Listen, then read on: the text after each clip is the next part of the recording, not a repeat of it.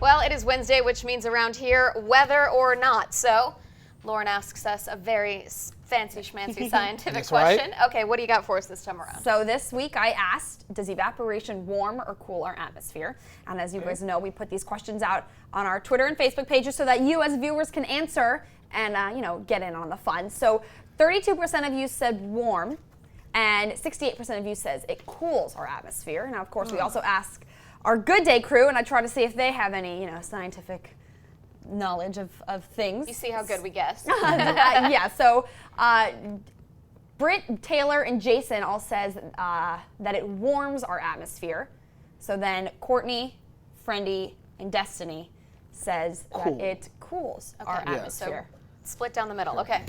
The answer is it cools our atmosphere. Oh, Good job, okay, Friendy. cool. All right, any idea? thanks. Literally, yeah, it good job. does. Do you have any idea why that would be? Evaporation.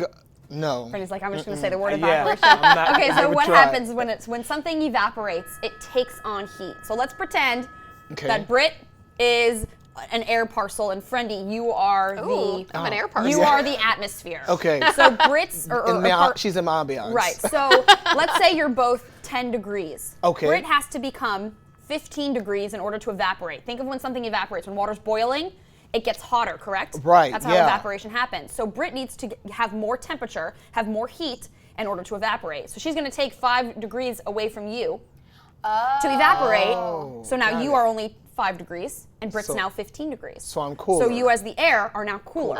So it pulls it from the It atmosphere. literally takes the heat from the atmosphere to make itself evaporates. A term we use in weather is something called evaporational cooling. We typically deal with that with thunderstorms, when strong winds within some thunderstorms. So it cools the atmosphere because it's taking the heat away from the atmosphere to allow itself to then evaporate and become warmer. Interesting. Wow, See, I just kind of thought, well, with steam, that feels warm. Right. But you're right, it's actually above it, it's also warm. Right, so it has to take away, it has to get that heat from somewhere. Yeah. So it's going to kind of grasp that heat from the atmosphere itself, and then has you to end come up with from somewhere. cooler temperatures.